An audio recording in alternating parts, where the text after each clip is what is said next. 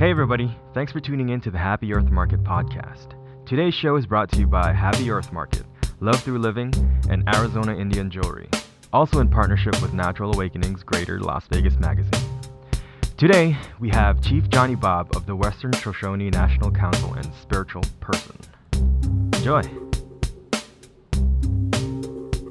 Johnnie, I gotta get you to do me a favor. If you could say your name, your full name, and that you're listening to Happy Earth Market podcast. So it'll sound something like this. Hi, I'm Johnnie Bobb from the Western Shoshone, and you're listening to Happy Earth Market podcast. My name is Johnnie Bobb. I'm a Western Shoshone person. I am on the council of the Western Shoshone National Council to uphold our treaty, and I feel good that the people I'm talking to will communicate with the rest of the people. However, it will get the word out that we are still here as a Shoshone Nation.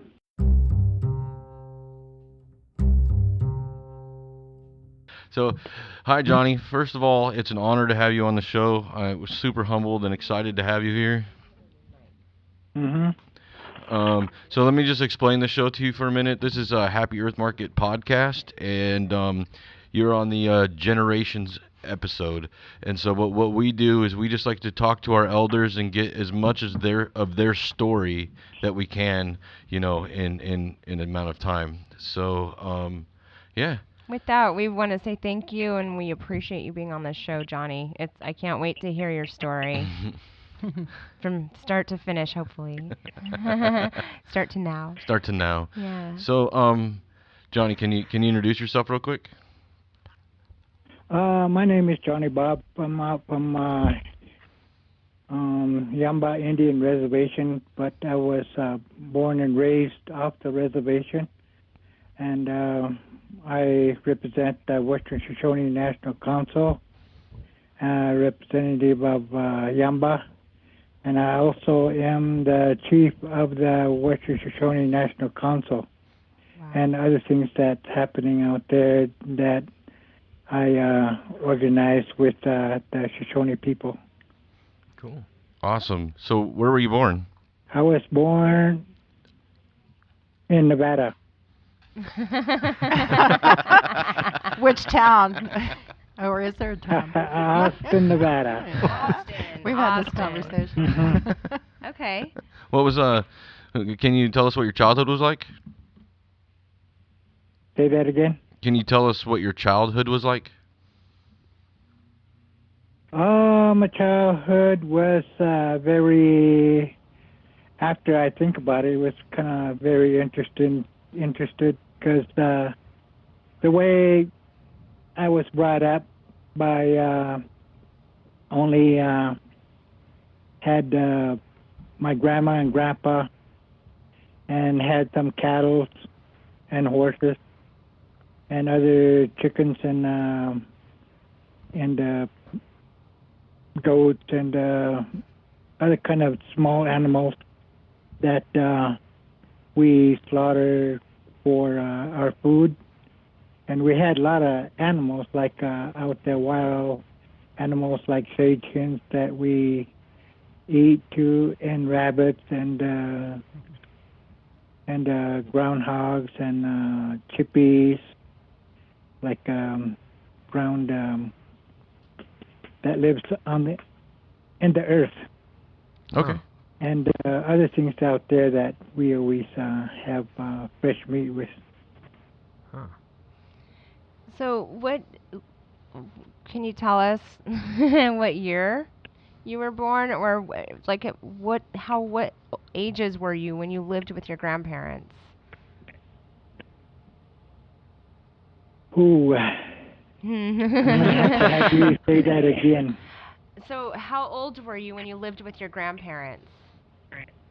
Oh, probably 1955 or something like that. Huh.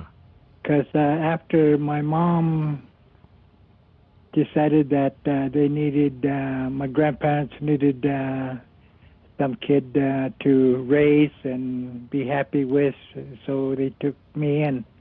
Nice. And I've been with them ever since, learning all of our traditional ways. Wow. That's Cool. beautiful. And you wouldn't have normally if you weren't living with them, you think? Mm-hmm. Hmm. Wow. That's good. Yeah, we all had good. I had a good learning from them. Like what? What are some of the things that you learned? Like medicine? I learned our traditional ways and our gatherings, and the way we lived was hunting, Mm-hmm. fishing, and the gatherings that took place different places in our Shoshone territory. And we went other places too, like Carson City or Shores or Winnemucca to do our gathering. What were the gatherings like? Would you meet with other tribes, or you guys would just all be scattered and then meet there together as like a We were reunion? all scattered, and then other gatherings was on the reservation, like Shores, Mm. and then out there and off the reservations, we had a lot of other people coming in from different other tribes and cities to meet and have stick games, hand games, or whatever kind of games there is, to have Shoshone cultural gatherings there. How cool. What's a typical traditional Shoshone game? Shoshone Game. was one of the games was the hand games that we hand sticks back and forth and sing songs with it. Huh.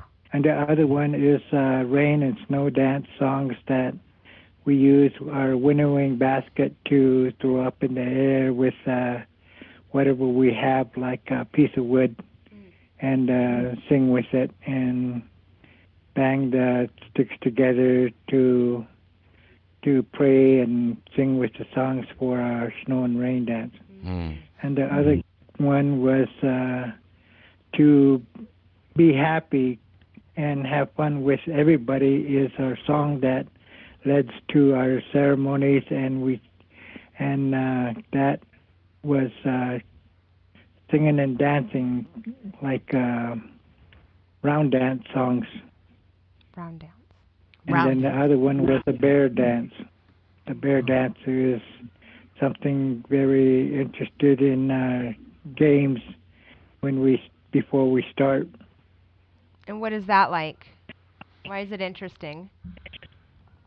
It was interesting because it brought our food together, Oh. and other songs that we sang with our other songs for rabbit songs, deer songs, and other kind of animals that we eat, and whatever comes with our flour from town comes into our house, so we could cook it, and everything all adds up. Right. Right. That sounds amazing. Was there intricate costume wear during these games, or did you guys just wear your normal attire? We didn't have no costumes. We didn't have no feathers. Mm-hmm. Only person that wear costume was when people go to the powwows to have a competition with each other.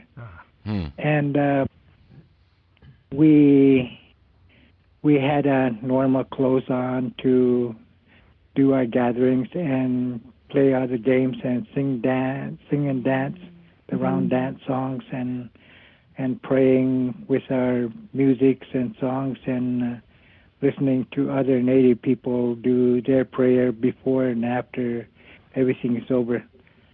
How often do you guys get together? It's either twice a year or 3 times a year, Oh, cool. but that has slowed down very quickly, and Oh, now we have other gatherings to go to on the reservation when somebody has a good program going with kids' program cool. and other program that donates their self to talk with the non-native kids and the native kids to make them understand and learn our ways of our language and our Right. gatherings and our ceremonies and other things. That's cool. Did you go to a traditional school, or did you go to an American school, or to a native school as a kid? I didn't go to any of those. Yay! Nice. My school is out here Earth with my school. church and everything else that belonged around me. Mm. That's beautiful. That's beautiful. I had read that that the Shoshones don't have curse words. Is that true? A what cuss word? Yeah, there's no curse words in the Shoshone language. Is that true? Yes, Yes. there's hardly any words that would harm anybody, except that when something little kids or kids and grown up do, it's just a word to correct them. Oh, cool. But it's not a negative. There's no negative words that cause suffering to others. I think that's beautiful. What is? There's no negative words, no. Yeah. That's a beautiful thing. And do you think that helps keep your tribe peaceful because there is no negative words? Do you think that's helped? The language has that? Yes, it helps. It helps a lot. It helps quite a bit with our people that around traditional people and the doctoring people and the medicine people and people that like to organize and do a lot of things with their young ones. In traditional Shoshone, what role does the female play? Where is her role in the tribe? Oh, the female? Yes. Yeah. That's a long story, but the female, their mother or the ones with the baby, their mothers and their grandma takes care of that part of the female situation of how their tradition ceremony goes and how they supposed to be taught the girl way and up to the woman's and up to the adults, and they take care of that in their traditional ways how they should be behaving. How should they be behaving? Yeah, what does that mean? Come on. Hey, you're on the spot now. There's only 4 of us here. And we're going to edit this, so what does that mean? Well, make it simple and easy, I guess, is what they could do and what they can't do. Gotcha. Yeah, I hear that. Boys involved Yeah. and not political things, but more of their traditional way of what they can't do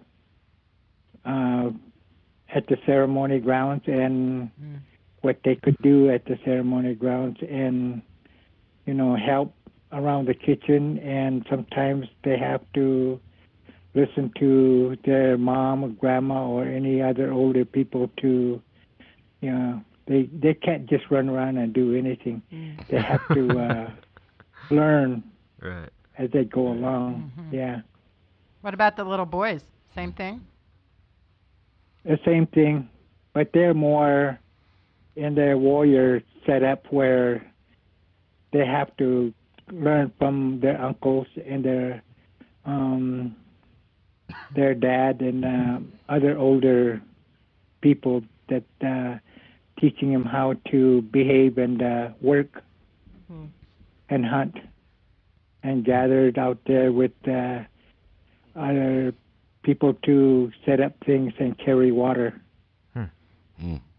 How far would you guys carry water? When we didn't have no wells or pumps or, we go up in the mountains with our wagons to go get water in the springs, or there'll be a spring there nearby somewhere where we always go get water too. That's coming from the water table under the ground. So is that like miles? Like how far? Like how far was the walk like? At least 3 miles. Wow. Oh, wow. Wow. And some of them only half a mile. Oh, okay. That's still a long way to just go get water. Yeah. Buckets at a time, or I can't imagine it was much you could carry. Wow. Well, were you taught as a kid, or you teach now because you're the spiritual person? What I don't know how to put it. What like our Bible? What does your tribe believe? Like, what's your God, and what's your folklore, and what do you teach the kids of how the world works? Teach us, teacher. Please. What was the first thing you said? That's okay. No, I'm just curious. Like what's your guys' belief? What's your traditional belief in a God or a spirit or a deity? Creator. A creator, yeah. Well, the way I learned and everybody else look at it, our sun is the God. Oh. Our moon's our grandmother. Huh. And everything around it is our out there that nobody knows what's out there. That our Mother Earth deals with every day, every night, every hour, every inch as it goes around. Every time that our Mother Earth goes and makes its journey, and the sun makes its journey, we all have that prayer connected with it to make it, keep it going. Keep coming back. There's no stop or ending on it. Huh. Everything is all revolved in our life, as our life is involved in what's out there in outer space and our Mother Earth. That's really neat. That is so open-minded thinking. Yeah. Right? That is so open-minded thinking. I think that's beautiful. Thank you. I believe in sun. Oh, absolutely. And moon. Yeah, and moon and earth. Yeah. Yeah, I believe in all those things. It's very tangible. True. What was the first word that you said, Deity. Nathan? Yeah, deity. I think I used was the first one. Deity. Deity. Yeah, deity. What was your God? Who is God? Oh, and the sun is our God. It's our, God that we always pray for and ask for help. And Right. our medicine people, our traditional people, they always pray for things that they want with their spirits to help each other out there to continuing with their, life. And medicine people always work in a lot of different miracle things that they use, how they use their prayers and their hands and the stick they use and feathers that they have to use with their prayers and doctoring and everything else. So God is very important. Yeah, beautiful. You're leaving me speechless, and Yeah, that doesn't yeah. happen very often. That was a prayer, Thank you. wasn't it? Yeah. That was beautiful. Yeah. Do you want to talk about your activism with trying to with the test site and stuff like that? I have a friend, Corbin Harney. I always call him my uncle because he was close to me. I got to know him before 1990s, and I watched him, and I talked to him in Shoshone because that was the only language that I used when I talked to my elders, and he was way older than I am. So I took that advantage of talking Shoshone to him and the rest of my elder people. And he worked with a lot of things that was brought to my mind about Yucca Mountain. Yucca Mountain is a very sacred place for all the Native people that gathered there a long time ago to go over there and live there winter time. When the summertime comes, they go back home. So it was a migration that's place. Where that's where they have a lot of medicines, Indian medicines, and a lot of doctoring being going on up that way. And a lot of warriors, they go up in the mountains to join with the god and pray up there. And they go up there and go fasting 4 days and 4 nights without water, sometimes a little longer if they want to. And then other ceremonies that they do to be a man with their horses right up in the mountains and play games and then play something that nobody else would wouldn't know how to do with their horses, or playing stick games like little things like hitting themselves in the arms for some certain reason for that game to be it's hard to explain, but to be that person, that warrior, how strong he is. It's the things that need to be hit where that strength is coming from, with a traditional special kind of stick, not just any kind of stick. It's a special kind of stick. Was it one that they would find themselves? Each warrior would find themselves?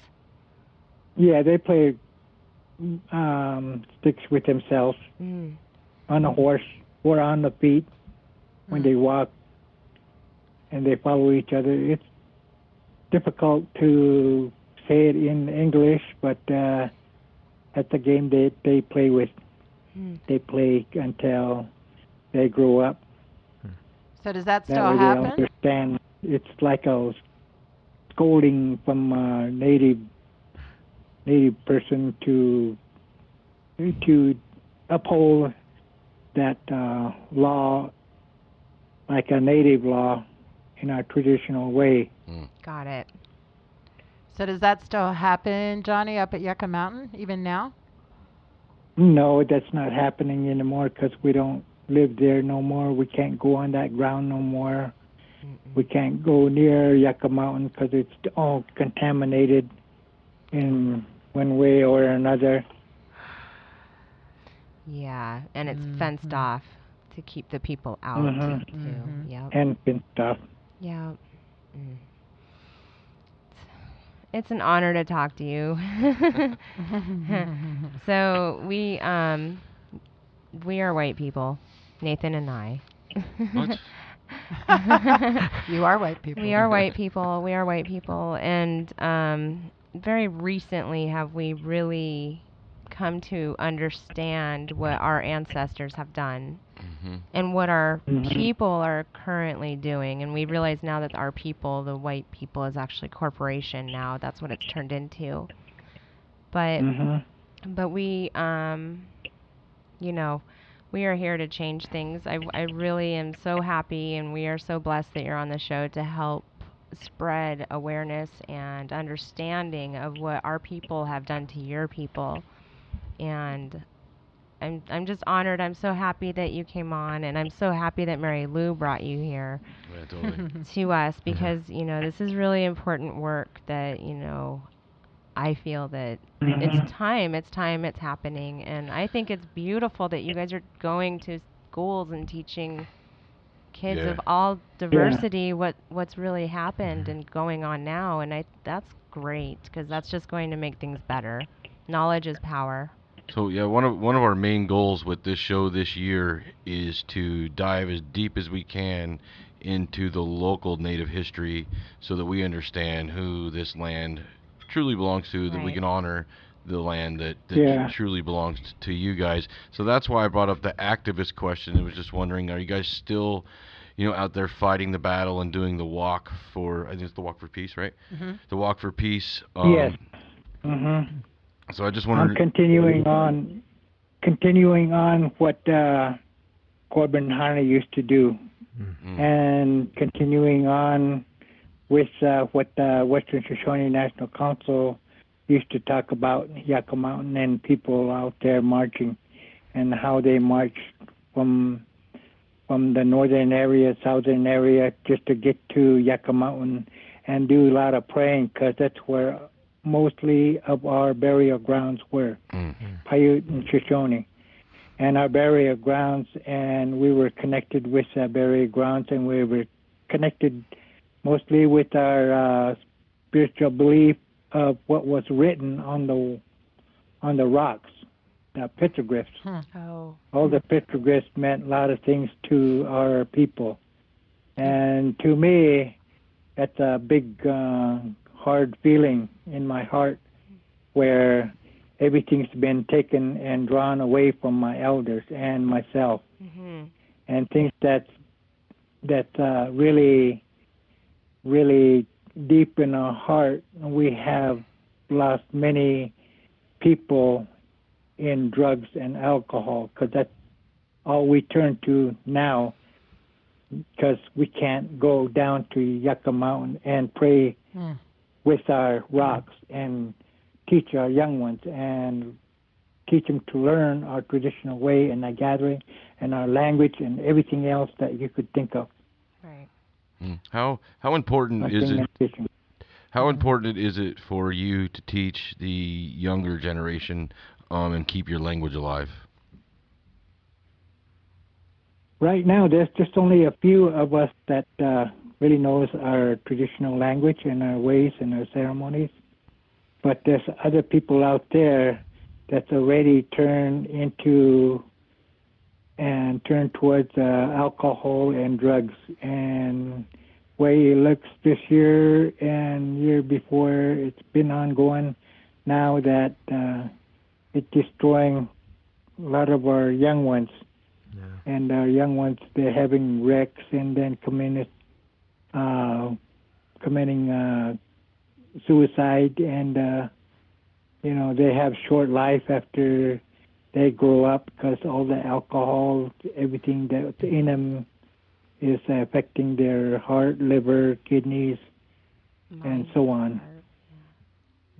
And nowadays, Yucca Mountain and whatever else that's radiation that's going on in the air, we are affected by all the radiation and whatever else is in the air that causes cancer and other kind of disease that we can't get rid of. Right. Have A lot of my relatives have passed on from that. Have you guys been able to directly link the cancer to the radiation? As far as I know, I always think that that's where it came from. I had a dog. I always had that dog with me all the time. And then later on, I found out that she passed on because of the grounds that she'd been playing in over at Mercury, Yucca Mountain, Iowa, and close by where the area is. And then doctor said it was full of cancer. Radiation particles. So I figured that was connected with all the other things that people get too. No doubt. What kind of But they're just as sensitive as the human beings. Right. right. What kind of legal help has the tribe received from anywhere to get to the? Because I know Yucca Mountain's been in the news, but they don't really talk about any tribes actually. Yeah. So, I'm just wondering, do you guys have any legal counsel? Have you ever had legal counsel to help fight Yucca Mountain? Like my tribe, Yamba Shoshone tribe, they haven't tried anything like that. And any other reservations, they tried it, but they had to stick with their government, their federal recognized tribes from our government. And Bureau of Indian Affairs, they take control of all the political stuff that they have to do to continuing To build. and monitoring their people and their ranches where they live and let them grow. They're like prisoners of the war yet. Yeah. Wow. And when the Western Shoshone National Council came in, we were the sovereign nation. We were the Shoshone Nation that hold up the treaty of 1863 of Ruby Valley. We're the ones who had say so on off the reservation, because we're not federal recognized tribe. We're the Shoshone Nations. Wow. And we could protest, we could write letters, and we could go off into a different country, and we could go and protest and write letters to BLM, not like what the tribe is doing. They can't really do anything off the reservation because they're bound on the reservation to do whatever The to reservation. control and be happy at the res. So it's- so you guys do it on behalf of all the tribes then, right? Yeah, whoever comes from on the tribe as a representative from the tribe, like Elko, Battle Mountain, Ely, Yamba, Duckwater, South Fork. We have certain people come from that tribe to be on the council of the National Council. That's amazing. And they always have an alternate, so there'll be two of them from each tribe. During Standing Rock, I learned a lot about the current Native Americans.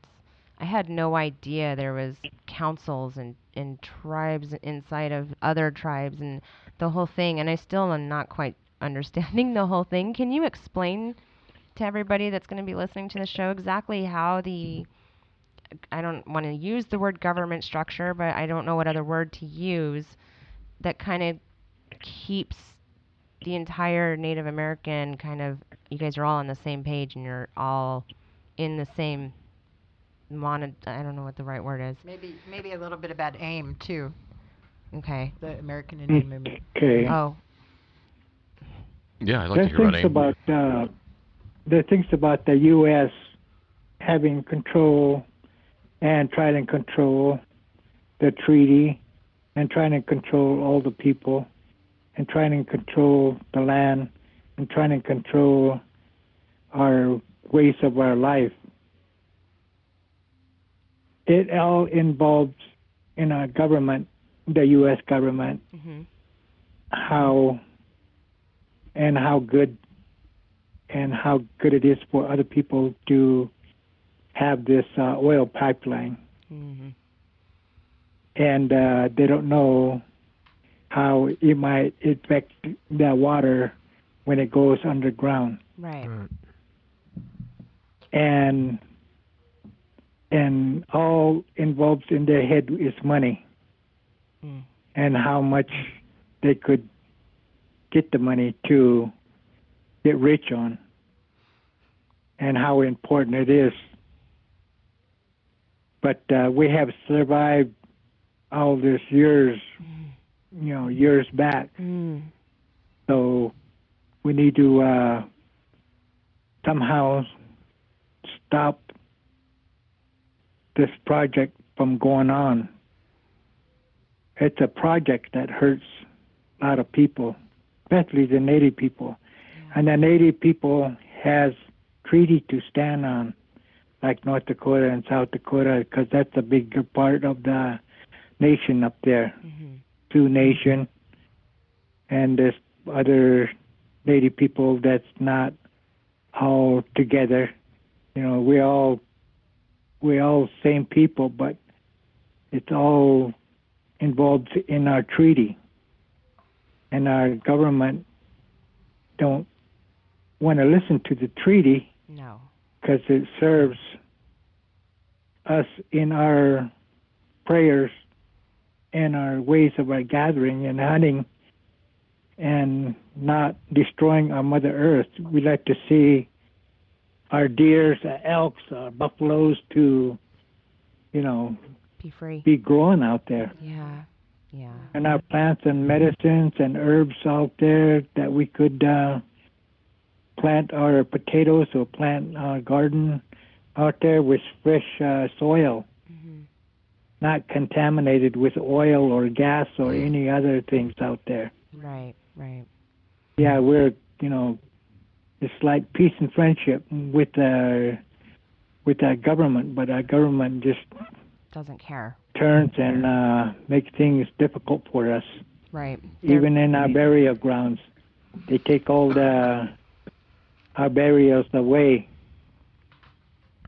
and say, well, we don't have nothing there anymore because the archaeologists dug them all up. But we're still alive as Shoshone people, as Navajo peoples, as Paiute peoples, as our North Dakota people. We're still here. Right. Thank God. We could go and bury our dead anywhere we want, really. Right. Well, I'm speaking because we're Native people so all over.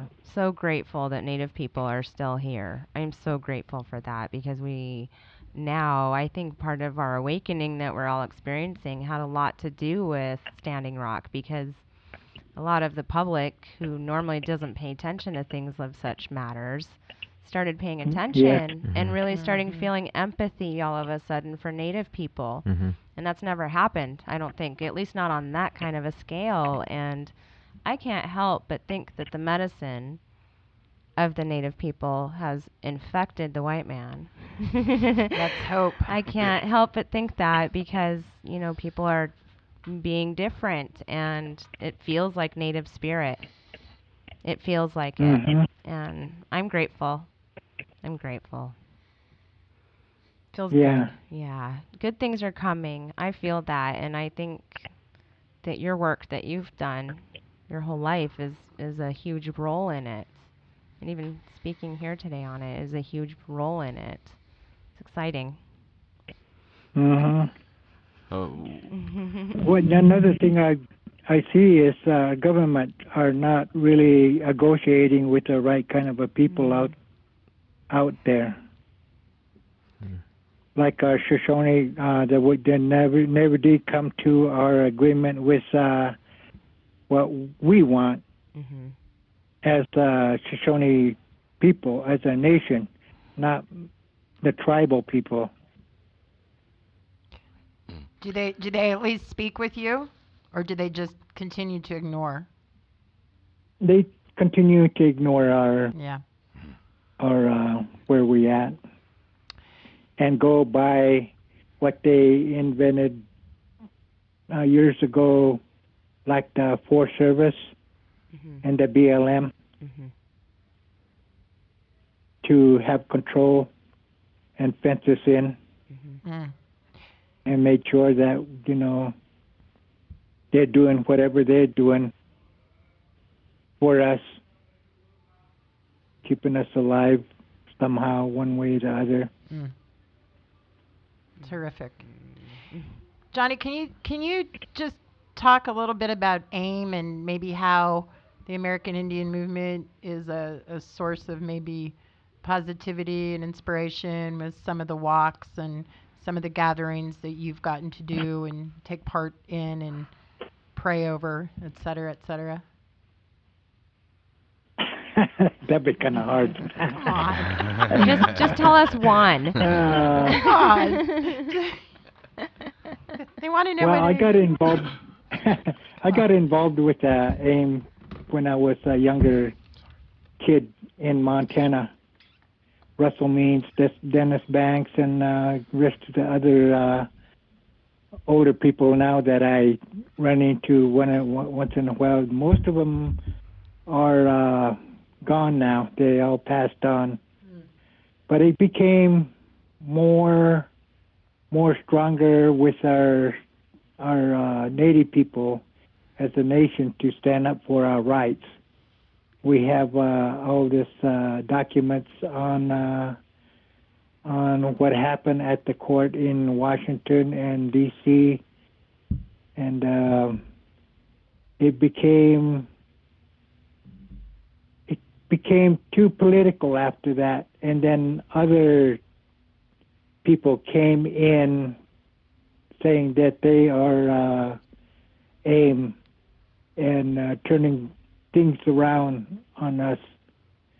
But the older ones that knows the traditional ways of our AIM, how to do other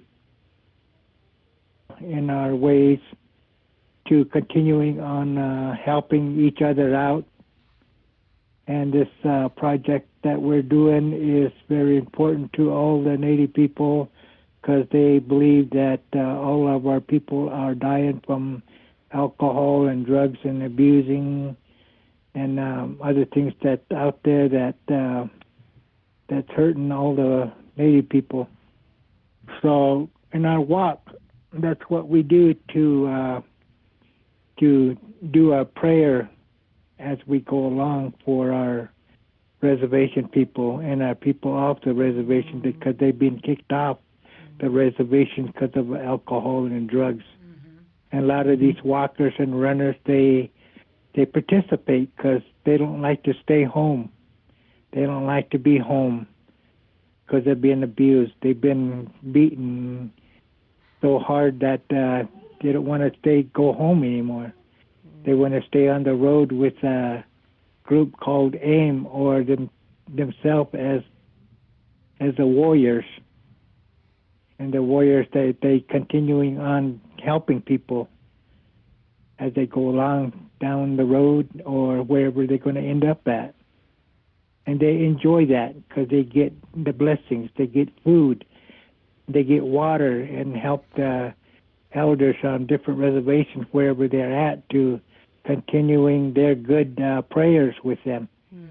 And when they continue their good prayers with them, everything happens in a good and nice way for them to continuing on wherever they end up at and enjoying themselves as who they are with other people out there that take them in on the reservation or off the reservation, wherever they're at.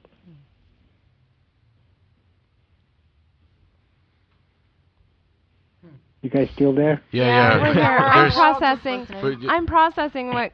Well, because alcohol and drugs is across the board such an issue in the entire country. Yeah, absolutely. And I know for a fact in my activism on it is that drugs specifically have been targeted in low-income places across the country. And you know, again, goes back to the white man. I hate this. So much reflection this year for us white people, some of us. Anyway, you know, we've literally created lower income places on purpose. We've put people who aren't white in places, put fences around them and created a low income place. And it's it stinks so horribly bad. Yeah, So horribly bad with so much darkness that and Yeah. drugs are just icky and they do destroy everything that we know good. And what do you think the fix is for the drugs and alcohol in your community? What do you think needs to be done? Say that first one. What do you think the fix is for drugs and alcohol in your community? What can help stop the spread of it? Of abuse. Well, like I said about Yucca Mountain, the sacred area, sacred sites, and sacred writings on the rocks. Mm-hmm. You know, we as a Native people have drawn away from it or herded up north because government want that land to be Yucca Mountain and a bombing range Mm-hmm. and places where they could maneuver their military. They herd us off our land, and we can't go over there to have tradition. warriors Ceremony. over there to be a man, the woman's over there to be the woman they should be. So we drew into being in and on the reservation to do nothing except alcohol that comes in, Yeah. the drugs Right. that the younger ones see, the alcohol that washes our brains out, washes our whatever inside that's good, that instead of our own medicine Yeah. and killing us all. Do you think your gatherings help at all, because you do so much traveling and do so many gatherings? Are you able to pull some of them into your ceremony and the gatherings and help in that way? I think it doesn't have to be me pulling them into our ceremonies. It's them listening and paying attention to what's happening with our people and what's happening to our spiritual people that's trying to put things together for other people. They listen. So when they listen, they do whatever needs to be done with their elders at home. So that way they'll learn at home also instead of being with us. But as they learn at home, that takes a lot of courage for our Native people to draw into their own traditional ways with their elders at home. Sure. Sure. It's easy for them not to, just like our youth, right? Just easy not to pay attention to Right. the elders. Mm-hmm. I'm just wondering if it would be possible if we get the honor of maybe hearing a traditional Shoshone story. In English. Please. And then in Shoshone. That would be beautiful. He's done that. I Or maybe think, in before. Shoshone first and then English second, if you're able. Well, many years ago, I don't know, before the 50s or the 14th, there used to be different kind of creatures out here wandering around, and we had bigger trees and bigger lot of plants for them to eat, a lot of berries, a lot of other animals where other animals have a lot of food. You know, they eat them, and a lot of other things that pertains to their life, and birds, crazy-looking birds, crazy-looking creatures out there that comes from underneath the whole ground, from the caves, and we do something that pertains to like the Bigfoot or something like that. You know, people see them all the time. But something like that, you know, it that part of the Shoshone stories come from way back. Mm-hmm. I think about the animals, about the birds, and about different kind of other creatures out there that eats people and carries them off and looks for the young ones and so and so. Scary stories around the campfire. Yeah. Oh, how do you find that? I'm sure that you do come across a lot of younger people who aren't addicted to alcohol and drugs. How do you feel that they respond to learning tradition? Are they interested, or they really are just focused on their phones and Facebook and TV? Is there any of them that are clinging and trying to hold on to tradition? Well, there's a lot of the younger ones that holds on to their tradition.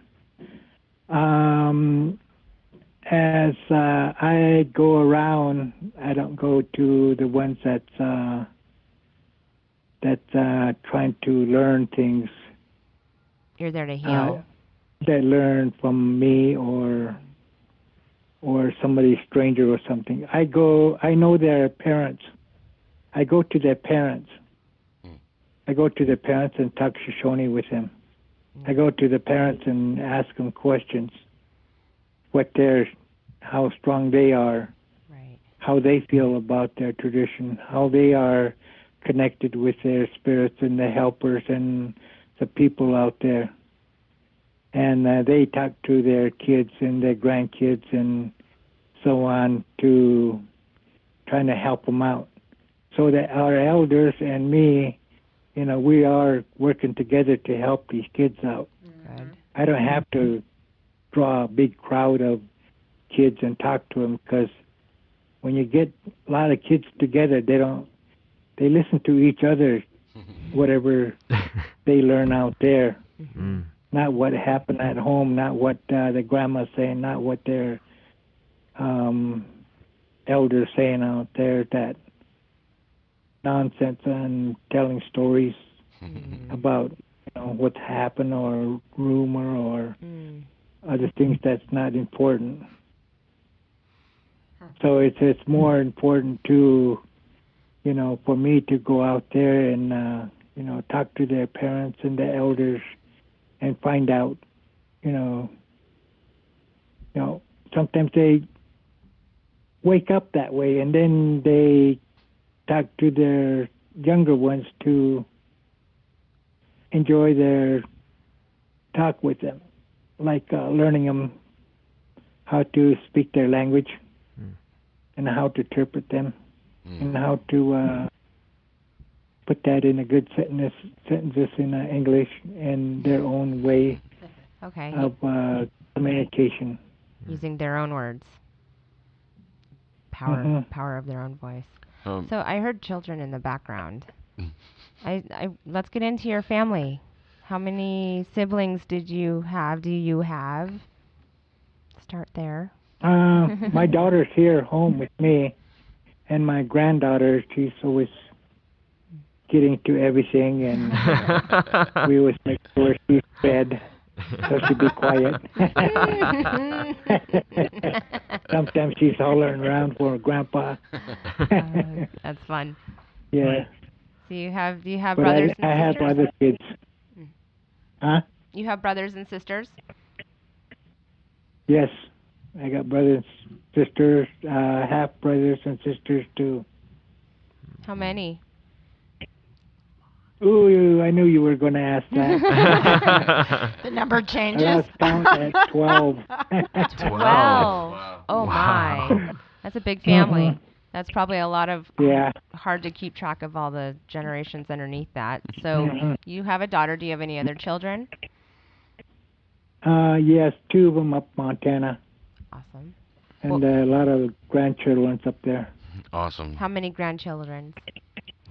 Ooh, maybe 9. Ooh. Wowzers. The boy and the girl. Yeah. That's quite the legacy, sir. That was the last time I counted. Oh, fun. Yeah. One question we like to ask every elder that we have on the show, and this isn't a political question, it's a human question. How does one person forgive another person?